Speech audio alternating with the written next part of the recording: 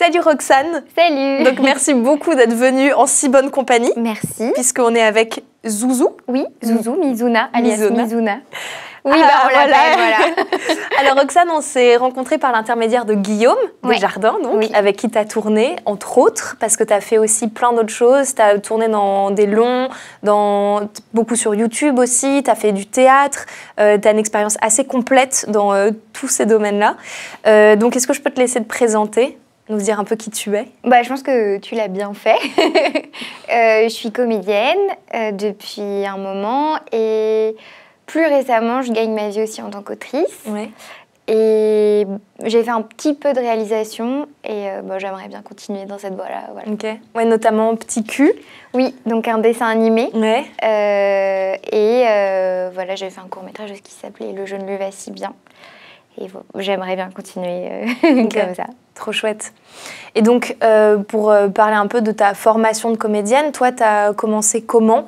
Et est-ce que tu peux nous dire, dans les écoles que tu as faites, qu'est-ce que tu as appris dans ces écoles, en quoi ça t'a été utile dans ton métier? Et à contrario, qu'est-ce qui t'a manqué, tu dirais?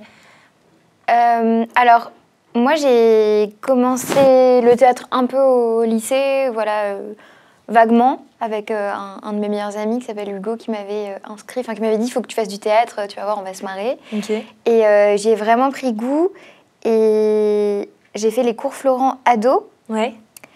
Et la classe libre ensuite, du cours Florent. Donc il y a une bourse avec énormément de candidats et voilà, ils en prennent 18. Et pendant 2 ans, on a une scolarité gratuite. D'accord. Donc c'est un beau cadeau. Ouais, c'est très sélectif, je crois. Ouais, je crois qu'il y a 2000 candidats à peu près. Ah ouais, d'accord. Ouais, c'est un truc assez dingue. Et en fait, j'ai commencé à travailler, moi, au lycée. Donc finalement, l'école, c'était en parallèle d'être déjà professionnelle. D'accord. De faire déjà... Tu as commencé dans quel film déjà? J'ai commencé dans un film qui s'appelle 16 ans ou presque, en 2012. D'accord. Ok. Donc j'étais en terminale. Ok. Ouais, donc tu avais déjà un pied dans le milieu. Comment tu l'as eu, ce casting? C'est un truc un peu fou. C'est qu'à l'époque, j'avais ma meilleure amie qui faisait un peu de photos. Comme on fait de la photo au lycée sur Facebook, donc ne nous emballons pas. En fait, elle me prenait pas mal en photo et il y a une directrice de casting qui m'a trouvée sur Facebook, Elsa Pharaon. Ah oui, ok. Qui est assez connue pour faire du casting sauvage. Et elle m'a castée pour la série Canal+, Les Revenants, à l'époque. Et j'étais arrivée 2e. Et en fait, elle m'avait dit, c'est super, tu sais quoi, t'as qu'à suivre telle page Facebook qui s'appelait, je sais plus, Casting Enfant à l'époque. Et j'avais suivi cette page, mais je m'étais trompée de page. Et j'ai trouvé, donc, sur cette page, en pensant que c'était la page d'Elsa Pharaon, un autre casting pour un film. Ah ouais. Et en fait, j'ai postulé, on m'a rappelé, j'ai eu le rôle. Ok. Donc ça n'avait plus aucun rapport avec Elsa Pharaon. Je suis arrivée et c'était pas Elsa, c'était Julie David, donc une autre directrice de casting qui caste des jeunes rôles. Ok. Du casting enfant pas mal et du casting ado. Et donc voilà, ça s'est passé comme ça. D'accord. Ok. Mon premier casting. D'accord. Et donc ça, c'était quand tu avais 16 ou 17 ans, quand tu étais toute jeune, quoi? Ouais, je devais avoir 16 ans au moment du casting, 17 au moment du tournage. Ok. Et donc à ce moment-là, tu avais déjà commencé les cours de théâtre en parallèle, donc aux ateliers jeunesse, les cours d'impro quand tu étais au collège? Voilà, c'était... Donc tu avais quand même des bases, ou qu'est-ce que tu as appris, tu dirais, sur ce tournage? Alors moi, je pense que ce qu'on apprend à l'école et ce qu'on apprend en tournage n'a rien à voir finalement. Ok. C'est vrai qu'on ne nous prépare pas, on nous prépare à jouer, écouter l'autre, lui répondre, être en contact avec ses émotions, faire naître des choses. Mais en réalité, un tournage, ou même une pièce, parce qu'en fait, finalement, j'étais au théâtre assez tôt, à 19 ans aussi. J'ai commencé au théâtre en même temps que je commençais la classe libre. D'accord. Finalement, je n'avais pas une formation hyper solide. Et on ne nous prépare pas à être... par exemple, sur un tournage, techniquement, dans nos marques. Moi, je ne savais même pas que quand on tourne une scène, on la rejoue 14 fois. D'accord. J'ai découvert ça le premier jour de tournage. D'accord. Je ne savais pas qu'on faisait un chant, un contre-chant. Enfin, ça, on ne nous prépare pas, en fait, à l'école. Ouais. on nous explique pas exactement que HMC, ça veut dire habillage, maquillage, coiffure, et que on reçoit une feuille de service qu'il faut savoir la lire. Ok. Ça a été c'est un vrai apprentissage. Et du coup, ça a dû pas mal te chambouler au début, parce que quand tu sais pas que tu dois faire la scène 14 fois, si la scène est un peu, je sais pas, si elle est assez demandante émotionnellement ou quoi, ça doit être un peu bizarre quand t'as pas l'habitude du tout de faire ça. Bah, j'ai eu de la chance d'avoir comme partenaire de jeu pour la première scène de ma vie. Attention, je vais me la péter. J'ai joué avec Laurent Lafitte et Jonathan Cohen. Oui, d'accord. Et c'était juste rigolo, quoi. Ouais, d'accord. C'était hilarant. Enfin, j'étais stressée, mais ils sont tellement brillants que je me rendais pas... Enfin, pour moi, c'était pas très demandant, puis c'était une scène où, en fait, j'avais pas grand-chose à faire. D'accord. Donc, c'était très OK. Ok.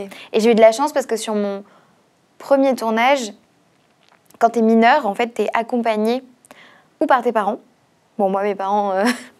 Clairement, ils n'avaient pas que ça à faire que de m'accompagner sur un tournage. Mais j'ai eu donc une espèce de coach enfant, qui s'appelait Mathilde Kramer. Et en fait, elle nous a donné beaucoup de clés pour comprendre ce qui se passait, parce qu'on était une bande de jeunes, en fait. Et du coup, ça consistait en quoi, ce travail avec elle? Elle nous faisait répéter nos textes. Ok. Elle faisait en sorte qu'on ait bien nos feuilles de service, qu'on les comprenne bien. Nous appelait le soir pour être sûre qu'on avait bien compris ce qui allait se passer le lendemain. Était là pour décrypter un peu ce monde d'adultes qui travaillent, alors que nous, on est des enfants et qu'on découvre. C'était vraiment pas du texte trop compliqué. C'était vraiment, on devait être une bande de jeunes un peu cons et on était très doués pour faire ça. Ok. Donc, tu as commencé avec ça. Ensuite, tu disais que tu as tout de suite joué dans une pièce de théâtre. Ouais. Qu'est-ce que tu dirais qui t'a manqué du coup dans ta formation? Alors tu parlais de tout le jargon, de tout, enfin qu'on nous apprend pas vraiment en formation à être au contact d'un réal ou d'une réal ou voilà de placement et tout. Mais qu'est-ce qui t'a manqué techniquement que tu aurais bien aimé avoir, ou alors ce que tu as découvert techniquement ou pas sur des plateaux, sur scène, dans toutes tes expériences? Non, en fait c'est pas tant techniquement, c'est plus... Il y a ce truc des écoles de théâtre où il y a des stars d'école et il y a tout un monde propre à l'école. Il y a une ambiance dans les écoles de théâtre où tout le monde est persuadé qu'il va avoir un Oscar, qu'il va jouer aux Têtes de la Colline, aux Têtes de l'Odéon. Enfin, tout le monde est persuadé d'être promis à une immense carrière. Et ce qu'il y a, c'est que moi, je jouais au théâtre et je jouais à la télé. Et que, j'étais pas en lice pour avoir un César, mais c'était quand même vachement bien ce que je faisais. Mais dans ma classe, franchement, les gens valorisaient pas du tout ce que je faisais. On a eu quand même un Molière pour la pièce que je jouais, qui s'appelait The Servante. Et je me souviens qu'il y avait des gens qui disaient « Non, mais désolé, je viendrai pas te voir, c'est pas mon théâtre. » Et aujourd'hui, c'est tellement ridicule de se dire « Oh là là, mais... » pour qui il se prenait. Et moi, j'étais genre, ah oui, c'est vrai que c'est pas dingue ce que je fais. Ouais. Alors qu'en fait... Alors que tu avais 19 ans, tu jouais partout, tu accumulais une expérience de dingue. Oui, c'était super et j'étais presque un peu complexée par ce que pouvaient penser mes camarades de ce que je faisais. Alors qu'en fait, une fois sortie de l'école, 10 ans plus tard, on fait une réunion. Déjà, tout le monde n'est pas devenu comédien. Ouais. Et tout le monde ne joue pas à la colline et n'a pas eu un César, c'est pas vrai. Et en fait, c'était une des très très belles opportunités que j'aurais pu chérir encore plus. Si l'ambiance de l'école de théâtre, où tout le monde se prend pour un génie, n'avait pas été... Avec un peu plus de bienveillance et de solidarité de groupe. Mais j'ai peut-être l'impression que les nouvelles générations ont plus conscience de ça et sont plus dans le collectif. Je sais pas, je me rends pas compte. Mais en tout cas, on se rend pas compte de ce que c'est que la vie d'un acteur après l'école, vraiment en école. Bah ouais, ce serait peut-être important d'en parler là maintenant. Oui. Toi, tu as ressenti ça comment du coup? Parce qu'il y a un décalage. Alors même si tu travaillais, moi ce que j'ai pu ressentir aussi, c'est qu'en sortant d'école, je me suis dit mais j'ai pas les clés pour commencer. Par où on commence dans ce métier? Ouais, justement, moi j'ai pas vécu ça parce que j'ai commencé à travailler et j'avais presque pas trop les clés pour m'intégrer à l'école. Parce que j'étais plus trop dans le mood de l'école, puisqu'en fait, pour moi, j'ai l'impression qu'on va à l'école pour pouvoir travailler après. Ouais. Mais en fait, ouais, le côté faire les démarches administratives, comprendre comment marche l'intermittence, comment aller toquer à la porte des agences et tout, j'ai beaucoup conseillé mes copains au final là-dessus, parce que c'est vrai qu'à l'école, on nous parle de grands sentiments, de grandes émotions, de beaux textes, et c'est hyper important et c'est génial de cultiver cet amour du jeu et de cet art qui est l'art dramatique. Mais en fait, on ne nous apprend pas trop les choses concrètes, quoi. Et toi, tu les as apprises comment, ces choses concrètes? Bah, un peu à mes dépens, parce que j'étais un peu genre, bon, bah alors j'ai tout ça de fiche de paye, peut-être que je peux être intermittente. Enfin, heureusement, j'ai mes parents qui ont géré pas mal de choses pour toi. Pas géré, mais qui étaient un peu... qui m'ont, par exemple, dit d'aller prendre rendez-vous chez Pôle emploi. D'accord. Ce qui n'est pas forcément un réflexe quand on a 18 ans, en fait. Oui, bien sûr. Pour aller me renseigner. Ouais. Ok. Donc, j'imagine qu'après les expériences, même après le long métrage, après 16 ans ou presque, tu as tout de suite décroché un agent. T'en avais un avant ou pas? Non. Ok. Donc, c'est par ce film que tu as décroché un agent? Parce qu'il faut savoir que mes parents ne voulaient pas que je passe des castings ou que j'ai un agent. Ok. Et donc, j'ai un peu... En fait, j'ai eu un stage au Cours Florent pour mon anniversaire à 16 ans. Ok. Et à la sortie de ce stage, je faisais que pleurer. Et je disais, il faut absolument que j'aille au Cours Florent, sinon ma vie va s'arrêter et tout. Donc, ils ont cédé. Ils ont été très gentils parce que c'était un très beau cadeau, vraiment. Et après ça, quand la directrice de casting m'a trouvée sur Facebook, que j'ai regardé un peu qui c'était et que c'était effectivement une grande professionnelle, j'ai pleuré, j'ai passé ce casting, sinon ma vie s'arrête. Beaucoup de larmes dans ton histoire. Ma mère qui dit, bon, écoutez, on va peut-être l'emmener. Et là, une fois que j'ai décroché ce rôle, d'accord, je vais pas aller 3 mois à l'école, mais il faut absolument que je le fasse. Et bon, il y avait un truc brûlant de vouloir absolument faire ça. J'avais beaucoup de conviction parce que mes parents n'étaient pas du tout pour à la base. Ils disaient, tu vas faire une école, puis tu vas faire la fac en même temps. Ouais. Et on va pas mettre la rassurant des parents.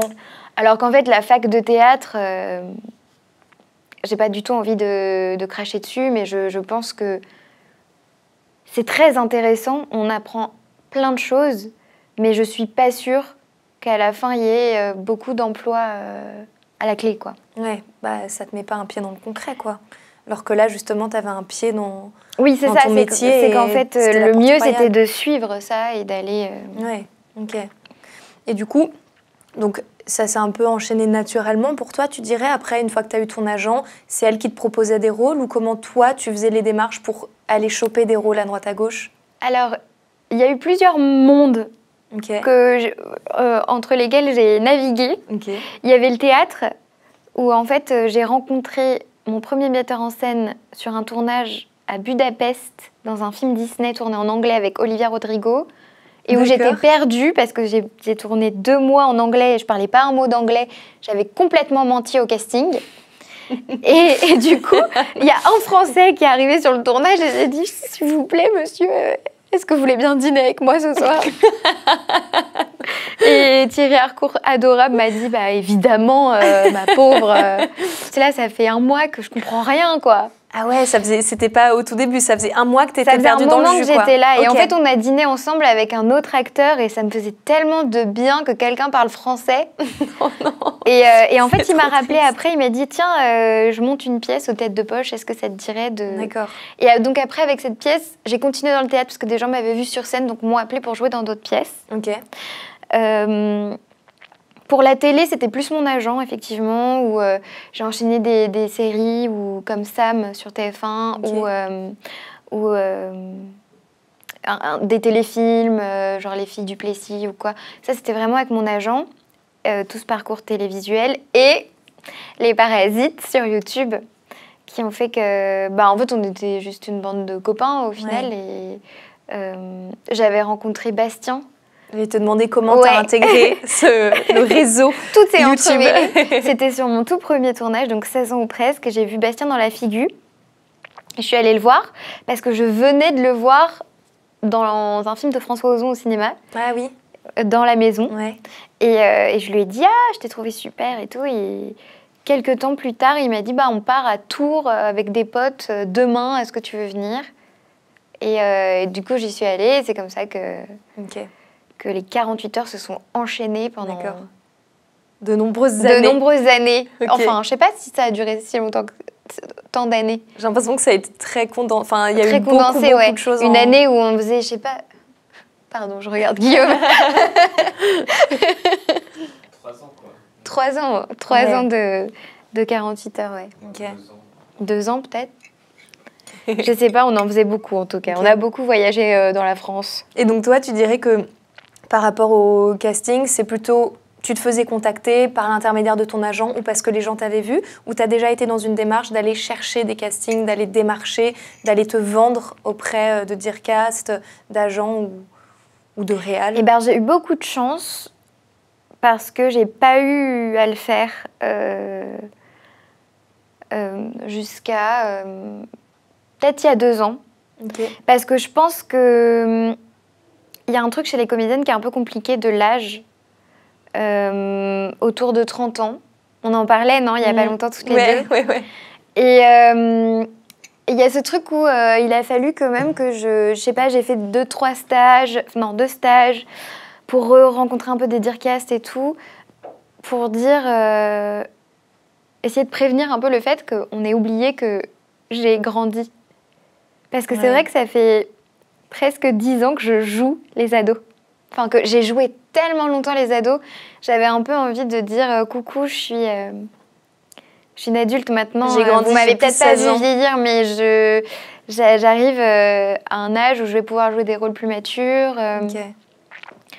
Mais voilà. On parle beaucoup de l'emploi des comédiens. En plus, sur cette chaîne, là, j'interviewe des coachs en gestion de carrière qui nous parlent aussi de comment on s'identifie, enfin comment on s'identifie selon un typage, selon une personnalité assez propre à nous.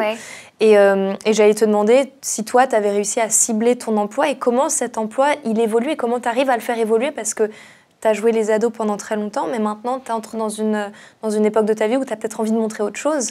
Et comment tu arrives à réorienter le regard?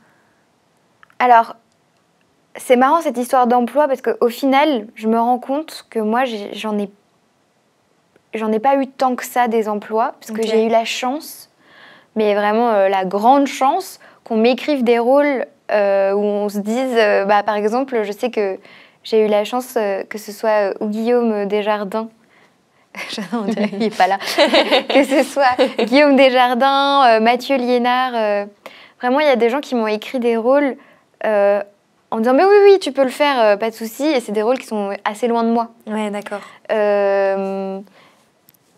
Donc finalement, je ne sais pas si vraiment je sais ce que je dégage, mais je sais aussi que je peux me transformer. Et j'ai eu vraiment beaucoup de chance qu'on me donne l'opportunité d'aller...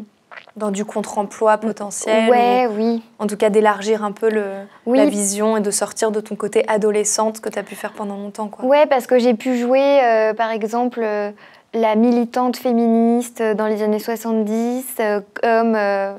fin 60, début 70, comme une zadiste, une fille qui se barre pendant l'effondrement, qui veut remplir son caddie, voilà, qui est un peu musclée, quoi, et puis à la fois une derby girl qui veut sauver l'humanité d'une attaque de déchets, qui est un peu Pierre Richard, complètement à l'ouest, et une infirmière un peu... marrante qui monte ses seins dans un hôpital dans Sam. Je sais pas, j'ai l'impression d'avoir eu beaucoup de chance au niveau des rôles et qui se ressemblent pas. Et ça, tu as envie d'entretenir cette diversité? Ou tu as envie de cibler un peu plus ton emploi, justement? Oui, en fait, j'ai beaucoup fait de grands drames à la télé. J'ai pas mal joué dans des drames et ces dernières années, j'avais envie de montrer que je pouvais être drôle. Oui. Parce qu'au théâtre, j'ai souvent eu l'occasion d'avoir des rôles comiques. Et donc, c'est chouette parce que ces dernières années, en le formulant, en parlant autour de moi, j'ai l'impression que ça prend. Et je pense que plus on formule ce dont on a envie, moins nos désirs sont, tu sais, inavoués, secrets. Moi, j'ai dit vraiment, écoutez, là, j'ai vraiment envie de faire du cinéma. Et j'ai vraiment envie d'avoir des rôles un peu légers et rigolos. Okay. Et en fait, c'est arrivé assez vite. Et bon, alors, j'ai pas, tu vois, j'ai pas décroché le premier rôle avec Danny Boone. mais c'est chouette parce que, par exemple, j'ai fait un rôle chez Anne Fontaine, un peu décalé.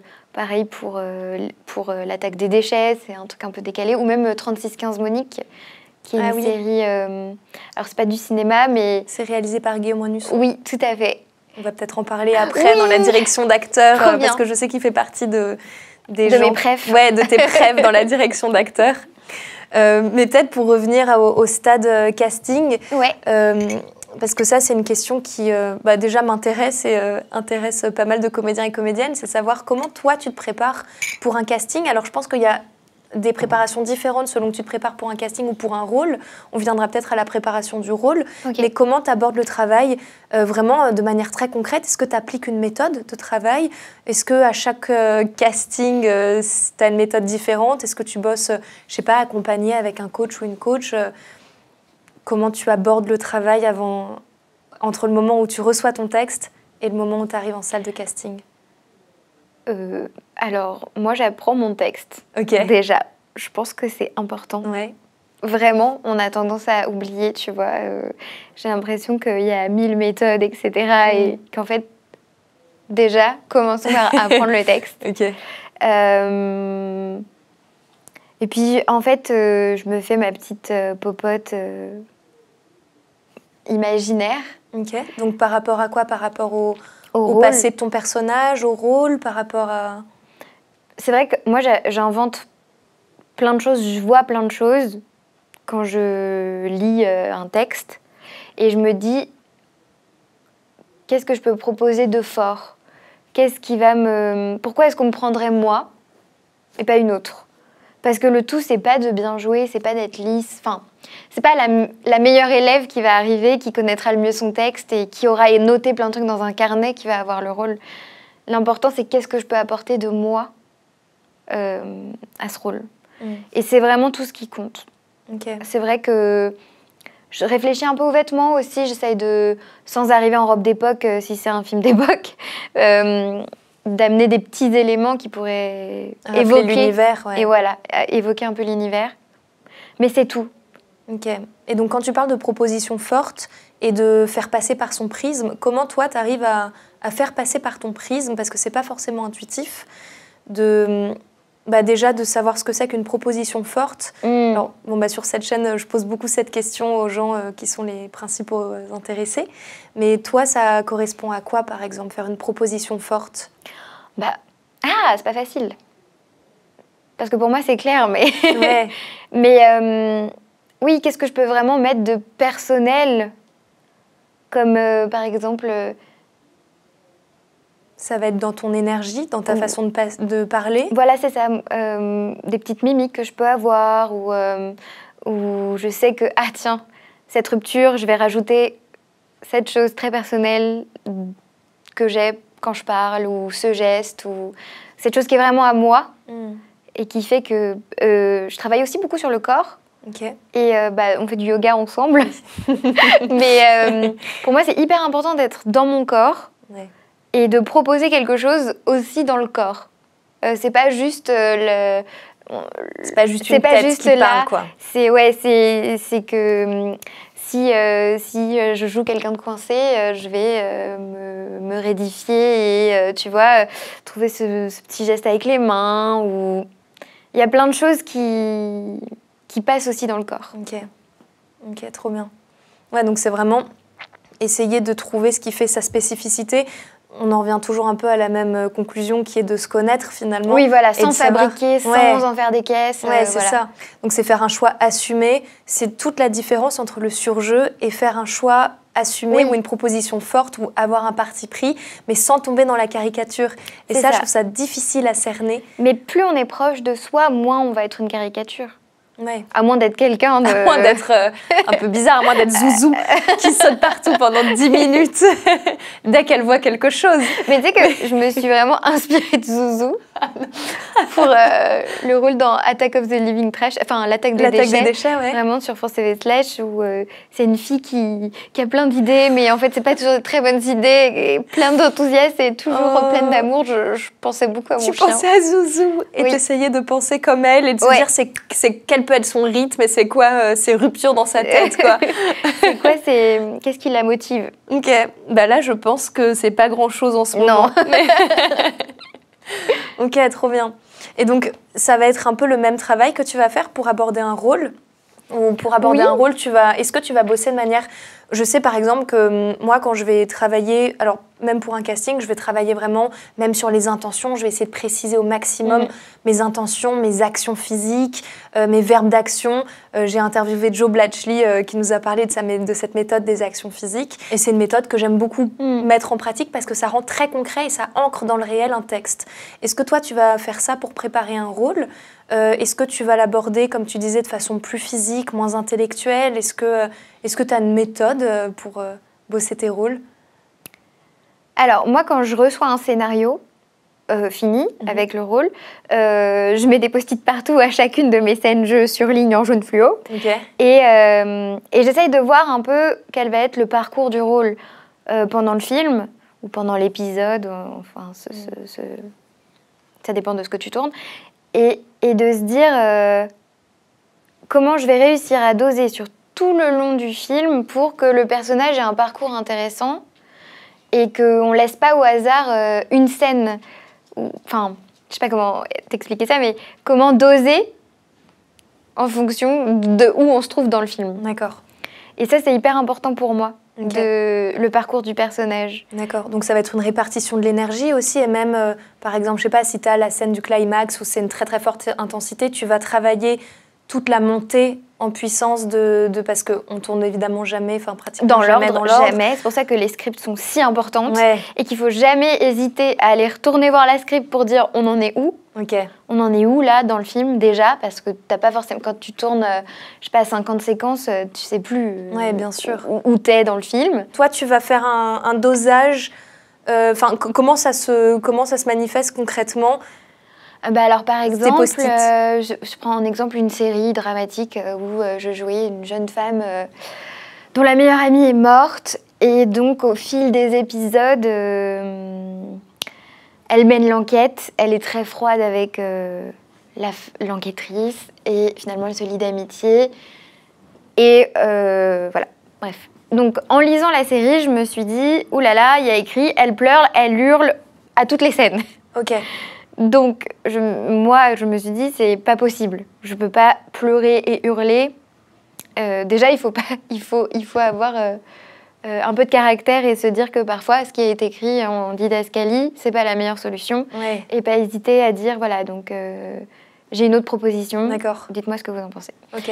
Et donc, dans cette série, j'ai plutôt décidé que cette fille allait être très froide et que les moments où elle craque, il fallait que ce soit vraiment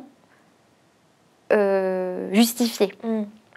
Donc, du coup, faire ce travail de lire la série et de se dire qu'est-ce que je vais proposer, moi, en arrivant sur le plateau après avoir bien décortiqué. Et sachant qu'en fait, à moins que ce soit un film d'auteur, donc que ce soit la réalisatrice ou le réalisateur qui ait écrit le film, personne ne va connaître aussi bien le personnage que toi, puisque les auteurs ne sont pas sur le plateau.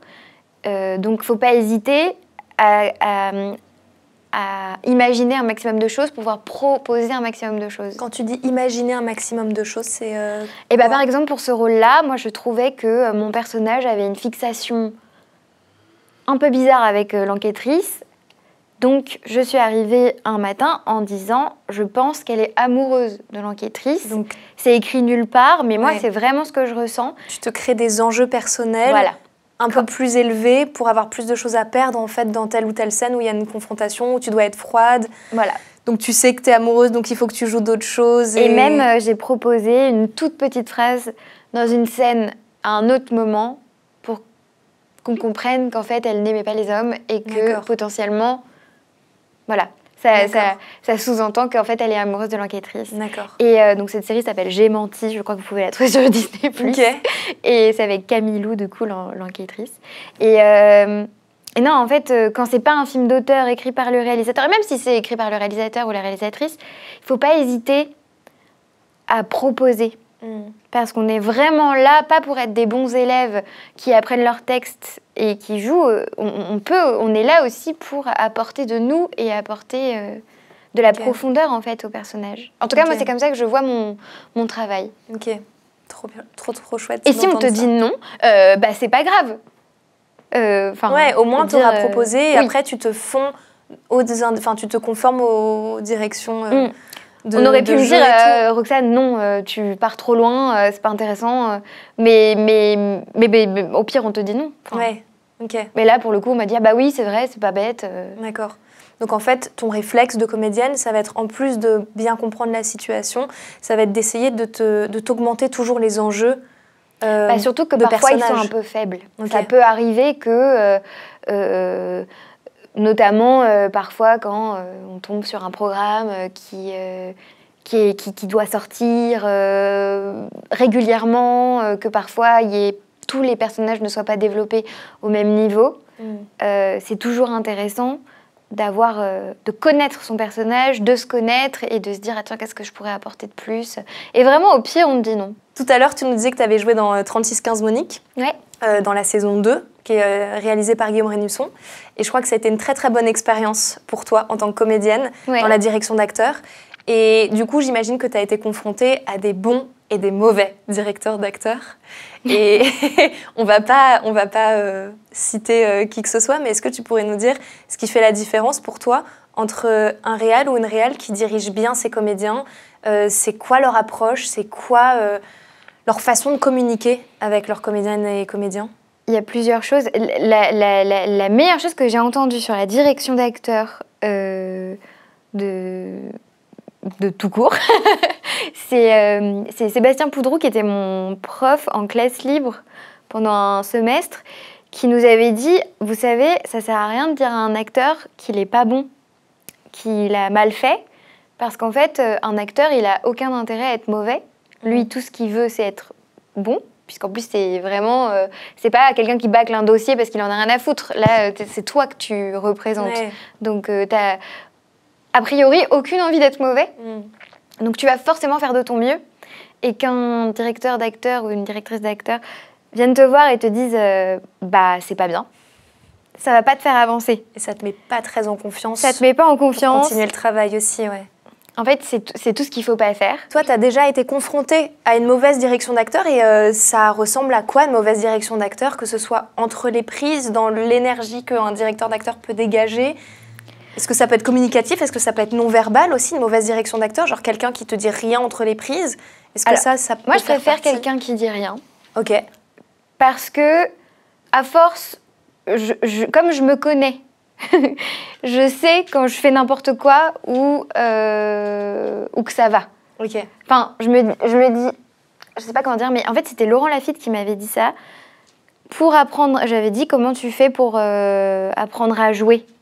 Il m'avait dit, tu joues, puis tu te regardes, puis tu rejoues, puis tu te re-regardes. Quand tu dis tu te regardes, c'est tu te regardes pas jouer, tu te regardes après la prise. Tu regardes après, tu regardes les films dans lesquels tu as joué. Et en fait, à force, tu finis par te connaître.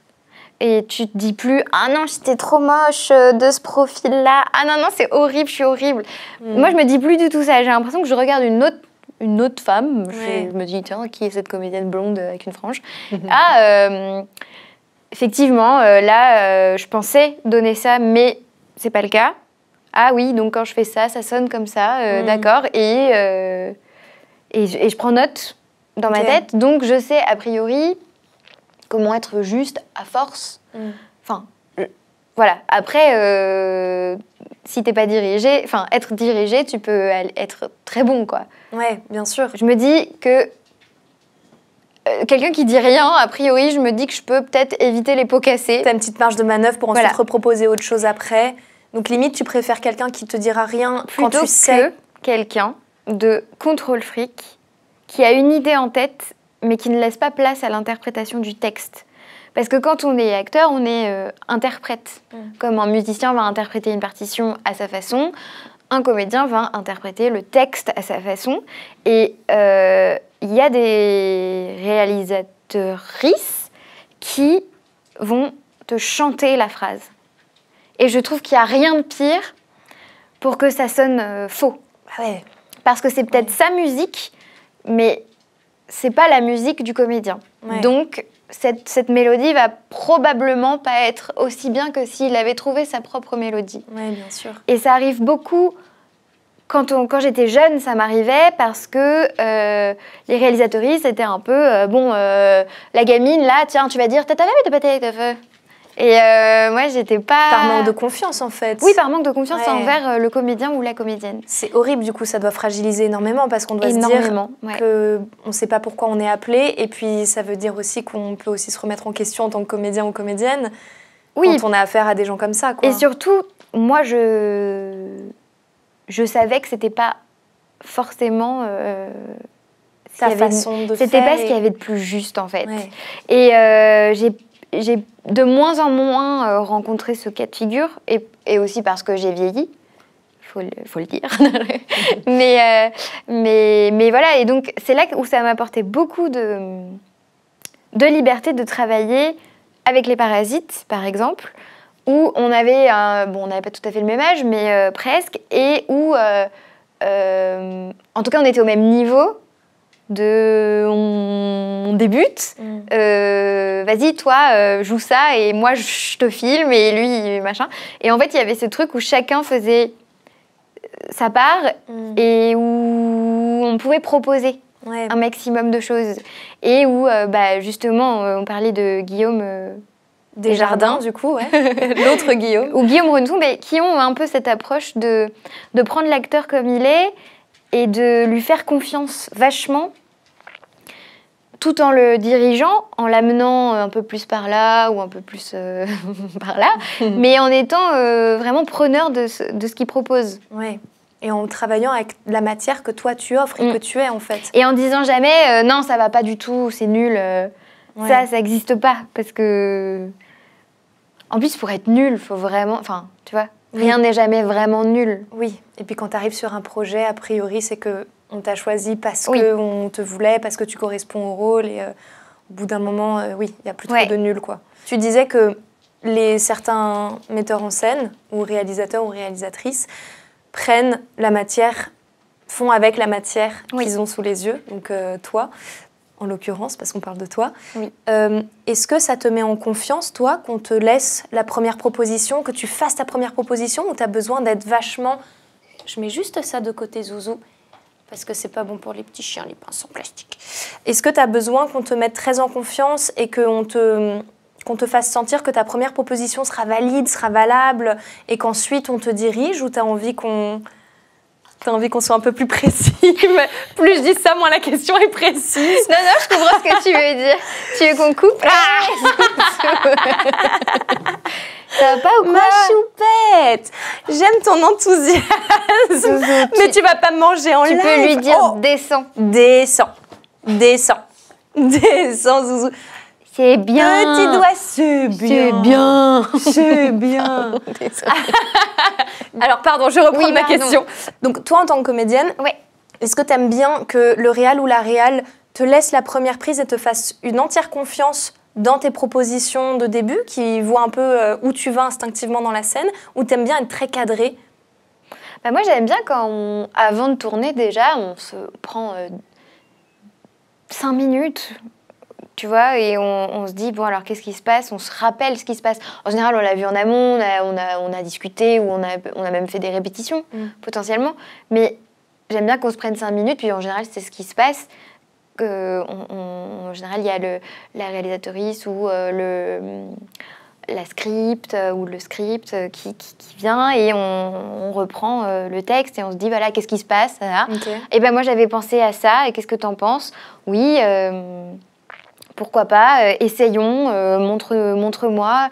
Et puis moi, j'aime bien être bien sûre de ce que je dois faire dans l'espace. Ouais. Donc je refais mon petit chemin 2-3 fois avant de... Dans l'effondrement, c'était pas possible, parce que c'était 20 minutes de de plan séquence. Mais quand c'est une scène de, je sais pas, 2 minutes, tu refais bien ton chemin pour être bien sûr.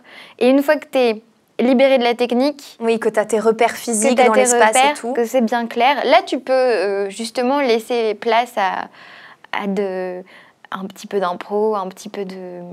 Ou pas forcément d'impro sur le texte, mais d'impro corporel. Ouais, donc tu proposes des choses qui peuvent étonner... Puis tu regardes le décor et tu te dis, ah bah tiens, il y a des objets sur le décor. Tiens, qu'est-ce que t'en penses si à ce moment-là, j'ai une cuillère dans la main ou je prends une tasse? Est-ce que je peux fumer? Enfin, je me souviens que dans Les Petits Meurtres d'Agatha Christie, il y avait une scène pleine d'émotions et de folie, etc. Et avant la scène, à table, j'étais allée voir le réel et je lui avais dit, tu sais, je pense qu'il me manque quelque chose sur lequel m'appuyer. Et il m'avait dit, tu sais quoi, t'auras une clope et un briquet et t'arriveras pas à l'allumer. Et en fait, on trouve des choses comme ça. Et c'est bien de discuter en amont et sans être ultra drivé, mais techniquement avoir les points de repère de ce que va constituer la scène. D'accord. Ouais, donc en fait, on t'a donné des enjeux, enfin un obstacle physique avec cette clope que tu n'arrives pas à allumer pour essayer justement de te donner ce qu'on appelle un trigger, quoi, en anglais, le déclenchement de l'émotion. Oui, voilà. Ok. Bah, là, tu viens de prendre l'exemple d'une scène avec justement une émotion très forte qui devait arriver pendant cette scène. Et je pense que c'est une peur ou un blocage parfois pour beaucoup de comédiennes et de comédiens, ce fameux accès à l'émotion. Est-ce que toi, c'est quelque chose qui t'a bloqué? Est-ce que c'est quelque chose qui vient naturellement? Est-ce que tu as des techniques peut-être pour réussir à déclencher des émotions un peu fortes et lointaines? Alors, moi, j'avais un prof de théâtre qui s'appelait Yégé Clésic. Et c'est vraiment le seul qui est vraiment compté parce que c'est l'année où je suis allée le plus en cours. À chaque fois, j'étais à droite, à gauche. Mais vraiment, et c'était un prof polonais donc, et qui utilisait la méthode russe, qui est très basée sur le corps. Donc, la méthode, tu veux dire Stanislavski ou... Je sais pas. Il disait, c'est les Russes. Voilà. Ouais. Bref. En tout cas, la dure, quoi. On coupera toutes ces approximations. Bref, Yégé nous faisait travailler vraiment le corps. Il nous faisait faire, je sais pas combien de minutes d'échauffement. Je pense que ça devait prendre un bon tiers du cours. Et on faisait de la respiration, on faisait on poussait des cris, on allait chercher des basses incroyables dans notre corps, on chantait, enfin c'était un truc de ouf. Et en fait, il nous faisait pleurer. Et quand on pleurait dans une scène qu'on travaillait, il montait sur scène et il disait « Pleure !» Non. Et genre, je comprenais pas pourquoi il était là. Continue, pleure, pleure, pleure. Il arrêtait tout et il fallait que tu pleures. Donc, techniquement, par des exercices de respiration, tu veux dire? En fait, non, il nous faisait jouer des scènes après l'échauffement. Ah, après l'échauffement, d'accord. Déjà, en fait, c'est vrai qu'une fois que tu es vraiment dans ton corps, vraiment dans ta respiration... Ça t'ouvrait, ça te rendait très, très accessible, j'imagine. Ouais. Enfin, pas accessible, mais ça devait te rendre... Ah merde, c'est quoi le terme? Disponible? Disponible, je sais pas. En fait, après avoir vraiment travaillé son instrument qui est le corps... Ouais. Et le souffle et la voix. Le souffle, en fait, il y a ce truc où d'un coup, tu vas plus déclencher un rire ou déclencher des larmes sans avoir ce truc que moi, je déteste de se torturer à l'intérieur en pensant des choses hyper tristes. Moi, je pense que c'est pas ça, être acteur. Sinon, on finit tous en hôpital psychiatrique et d'ailleurs, c'est pas loin d'être le cas. Il y a quelques exemples. Non, mais il y a ce truc où, en fait, c'est oui, techniquement, tu vas déclencher les larmes et moi je peux pleurer vraiment sur commande. Ok. Mais je suis pas triste. D'accord. Je sais pas si tu vois ce que je veux dire. Mais du coup, comment... Parce que t'as pas tout cet échauffement physique de 3 quarts d'heure, 1 heure, si ce n'est plus, avant une scène au cinéma par exemple. T'as pas forcément Alors, moi, le temps. Si. Ok. Donc en tu fait, te prends ce temps-là. Il y a des choses que j'ai gardées de ça. Okay. Même avant un casting, en général, je demande à aller faire pipi ou aller boire un verre d'eau et j'en profite pour toucher un peu mes pieds, m'étirer, bâiller. Okay. C'est très important de bâiller pour moi, en tout cas. Ça réveille le visage, ça réveille les poumons, ça réveille un peu tout l'espèce d'instrument avant qu'on peut être quand on est un humain. Et voilà, je sais plus ce que c'est la question, je suis désolée. La question, non, c'était par rapport à si toi, tu avais une technique justement pour avoir cet accès aux émotions. Donc toi, ça va passer plutôt corporellement. Ouais, oui. Par exemple, pour le plan séquence dans l'effondrement, dans le premier épisode, on a un plan séquence de 20 minutes et à un moment donné, ton personnage, on te demande de pleurer. Alors, c'était peut-être pas forcément le climax, on t'avait peut-être pas forcément dit tu dois pleurer à tel moment, mais c'était quand même peut-être un... Je crois que Guillaume, des fois, ça a dû lui arriver de me dire « Tu peux pas pleurer ?» Non. Mais du coup, comment... Mais je crois qu'on m'avait demandé... J'ai peur de dire des bêtises, mais tu m'avais demandé de pleurer, oui. Donc, tu dois pleurer, ça se passe dans un plan séquence, t'as pas forcément ce temps de préparation. Toi, ça vient, tu dirais, comme ça, juste parce que par la force de la pensée? Mais pas par la force de la pensée, par la force du physique. Ok. De physiquement ce qui se passe dans mon corps, une façon de respirer qui va déclencher quelque chose. Et en fait, alors l'effondrement, c'est un plan séquence, mais on l'a répété une multitude de fois. Et on a fait une journée de répétition et après on a pris 12 prises, il me semble, pour le supermarché. Et donc, quand je fais ce parcours-là, je sais par le parcours physique, par où on passe dans le supermarché, mais aussi le parcours des émotions que traverse le personnage. Et puis, il y a vraiment aussi ce que t'envoie ton partenaire en face. Et ce qu'il envoie, t'as envie de répondre, en fait. Oui. Et c'est vraiment en s'appuyant à la fois sur physiquement ce qu'on ressent dans son corps et à la fois, si ton partenaire t'envoie les bons signaux, tu vas répondre avec quelque chose de juste, en tout cas. Si t'écoutes bien ce qu'il dit.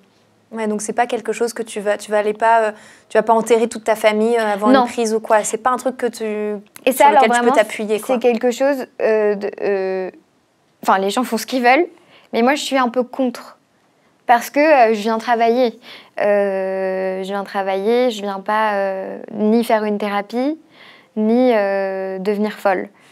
Enfin, j'ai besoin d'être stable dans ma vie. Donc, par exemple, j'ai joué au théâtre tous les soirs pendant presque 5 ans.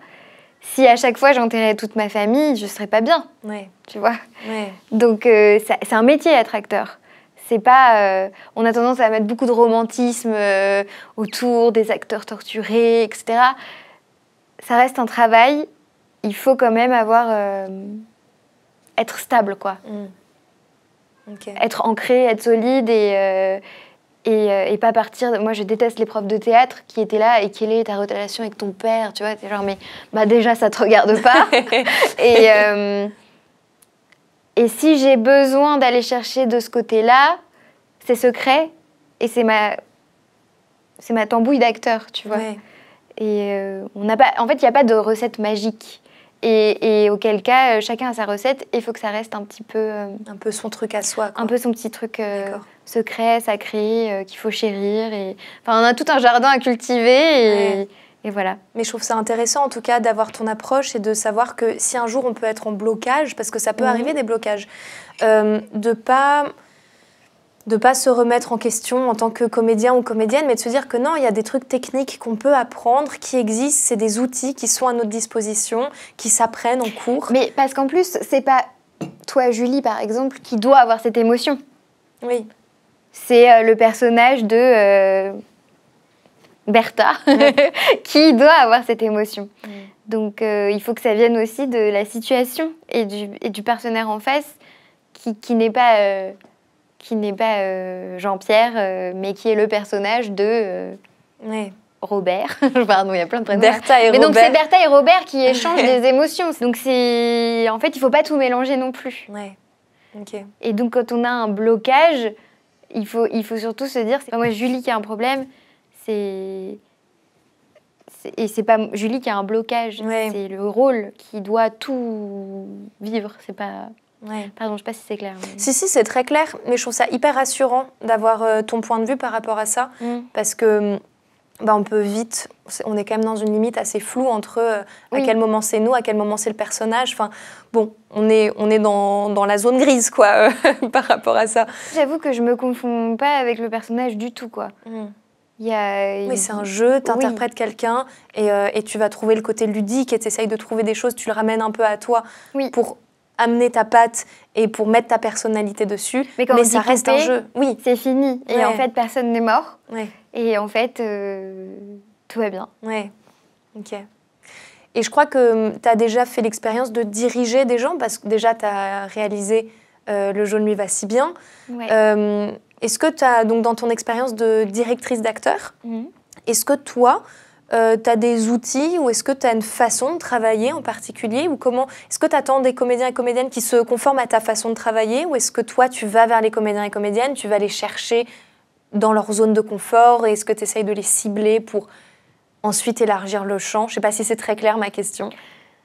Bah, en fait, moi, je prends les comédiens parce que je les aime déjà. Vraiment, tous les comédiens que j'ai choisis pour Petit Cul ou Le jaune lui va si bien, je les ai choisis parce que j'avais une grande confiance en eux, en leur façon de jouer. Et je savais qu'ils allaient pouvoir me proposer des choses et que j'avais envie qu'ils me proposent des choses, en fait.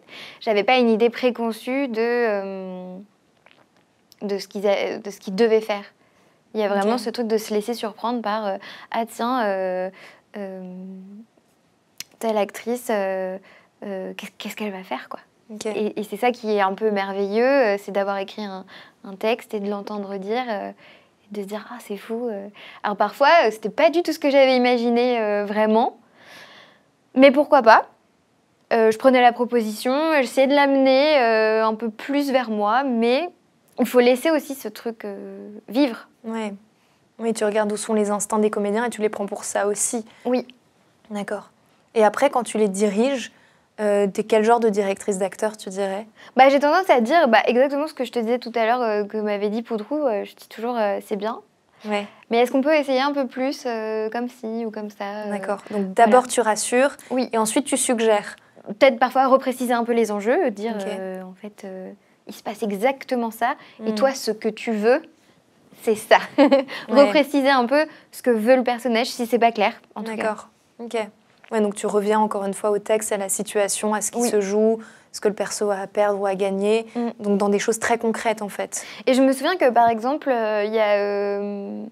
j'avais une idée un peu loufoque pour une voix off et c'était Bastien qui devait la faire et je me souviens que il n'arrivait pas à capter exactement ce que je voulais et on n'était pas hyper satisfait de ce qu'on avait. Du coup, je lui ai dit, tu sais quoi ?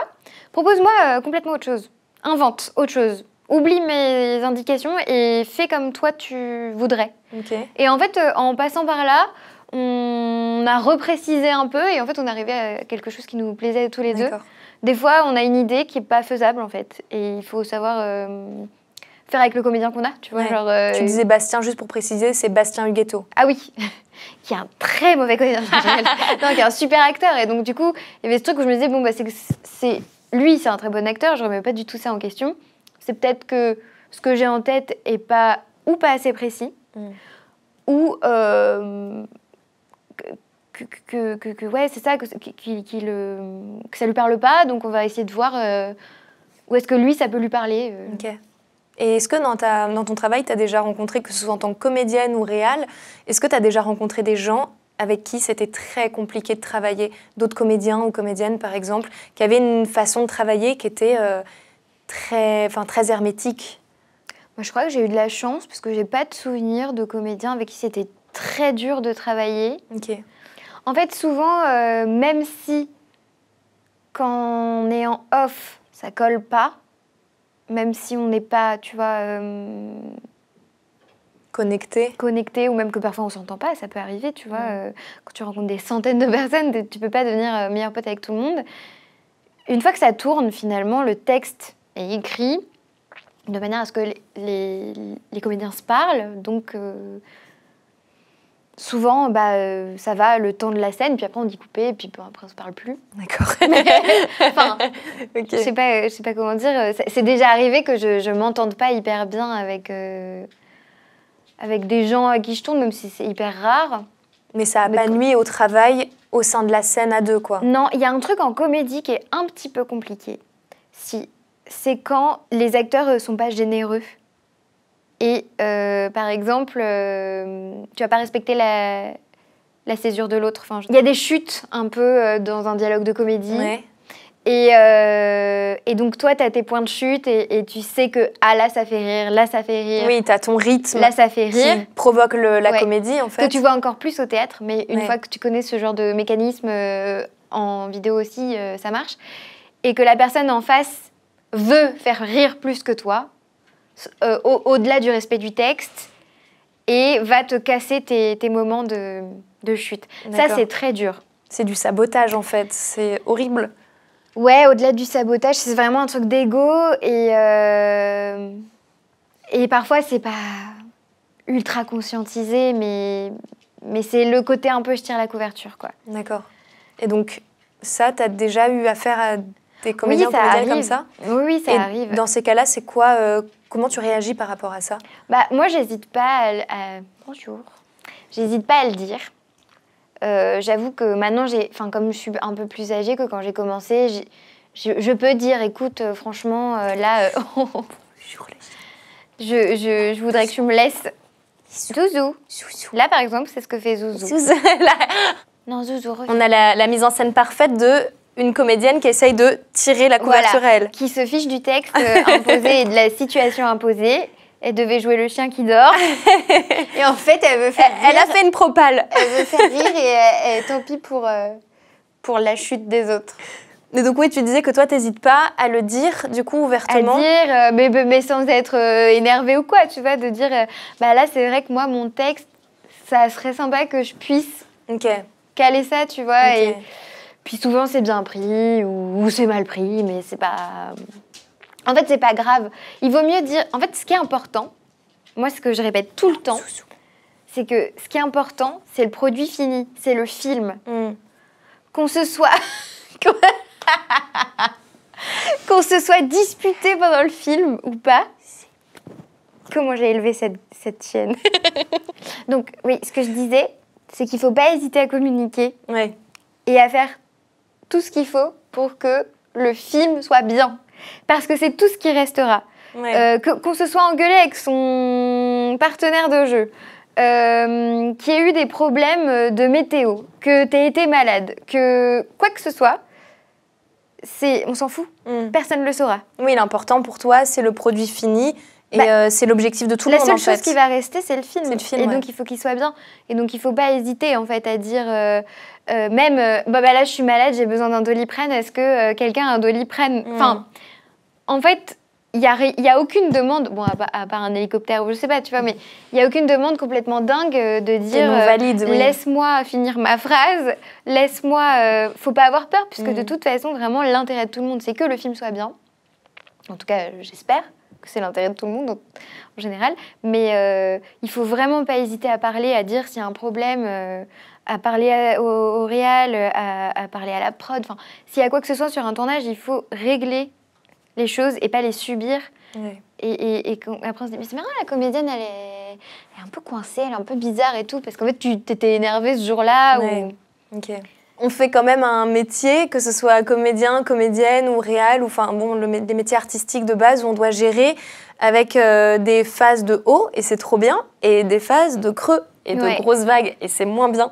Et comment toi tu gères ces moments en dents de scie, j'imagine plutôt les moments de creux, qu'est-ce que tu fais pour continuer à garder une énergie dans ton métier? Comment tu arrives à garder de l'espoir et à gérer ces moments? C'est pas facile du tout. Surtout que moi, j'ai commencé très jeune et très fort. Enfin, j'ai travaillé non-stop pendant des années.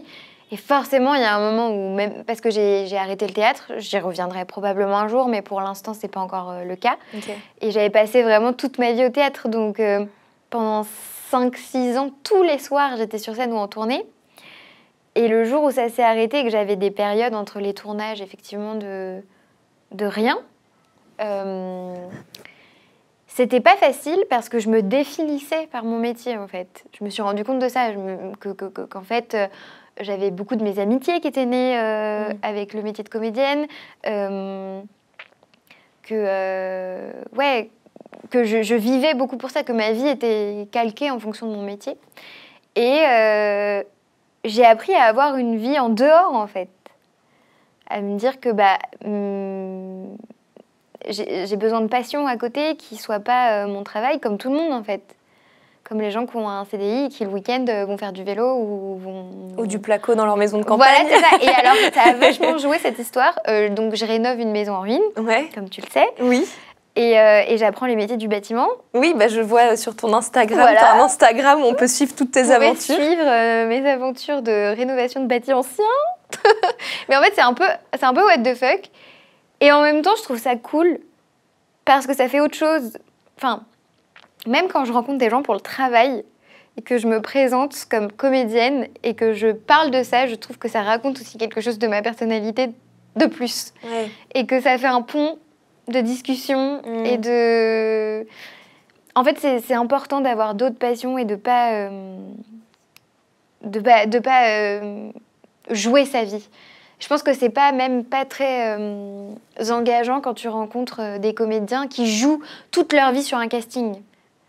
Tu vois, c'est presque trop de pression. Tu te dis, oh putain, si je le prends, tant mieux, mais si je le prends pas, qu'est-ce qu'il veut ça va être terrible. Ouais. Et je crois qu'en fait, c'est bien d'avoir d'autres casquettes et d'avoir la possibilité de faire autre chose. Ou alors, même toi, tu as fait beaucoup de projets de ton côté aussi. Tu as réalisé Petit Cul, tu as réalisé Le jaune lui va si bien. Donc, tu as aussi été maîtresse. Ouais, tu as été maîtresse de tes projets. Oui. Mais ça, c'est très dur aussi d'être maître ou maîtresse de ses projets parce que ça demande un investissement énorme et total. Et d'aller puiser vraiment, pour le coup, dans son petit jardin secret pour écrire, pour expliquer pourquoi on écrit, pour le vendre. Et encore une fois, c'est beaucoup de haut et de bas. C'est pas quelque chose de constant et ça reste professionnel. D'accord. Du coup, donc c'est pas forcément le meilleur moyen de combler ces moments de vide, quoi. Ouais, moi je pense que vraiment pour combler les moments de non-travail, il faut avoir... un truc concret à côté. Un truc concret à côté, ouais. Moi, je pense que y a des... Enfin, tout le monde n'est pas d'accord là-dessus, mais moi, je pense que c'est bien les gens qui font un autre travail aussi à côté. Hein. Enfin, je sais qu'on m'a souvent posé la question. Est-ce que tu penses que si je fais un petit boulot à côté, ça veut dire que je suis pas 100% investie? J'ai entendu combien de fois des profs de théâtre dire à des élèves c'est que t'es pas complètement investi si tu vas travailler dans telle boutique à côté. Mais c'est pas vrai. Parce que déjà, tu te nourris, tu rencontres des gens, tu rencontres des personnages. Vivre pour créer, c'est important. Donc, être enfermé à l'école de théâtre, enfermé sur les tournages H24, t'es plus connecté avec ce qui se passe, donc autrement, et t'as moins de choses à raconter. Donc, moi, j'ai tendance à dire oui. Puis, en plus, il faut payer son loyer.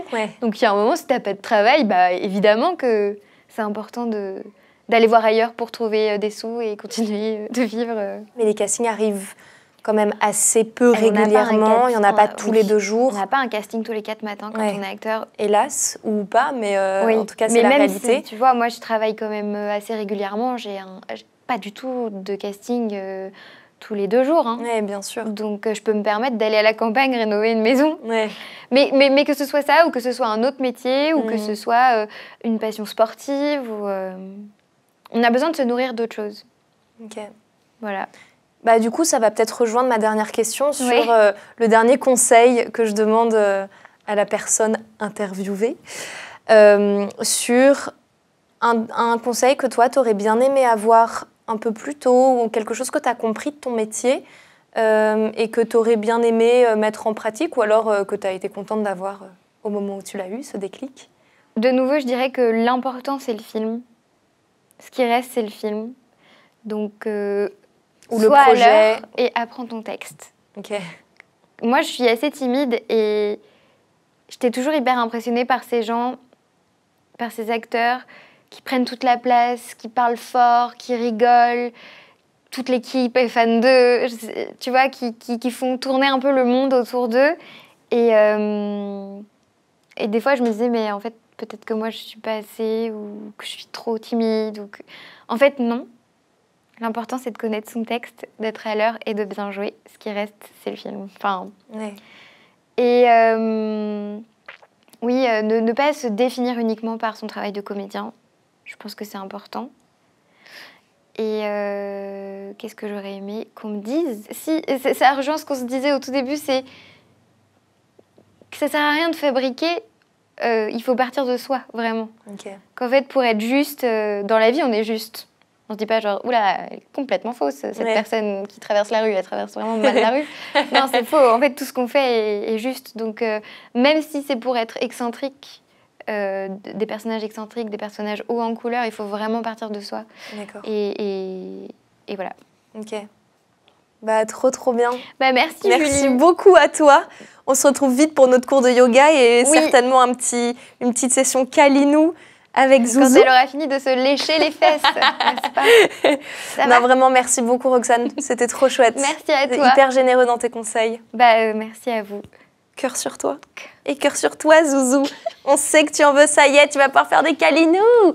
On va pouvoir faire des Kalinous, c'est fini. Mais c'est le moment où elle veut vraiment se lécher les fesses.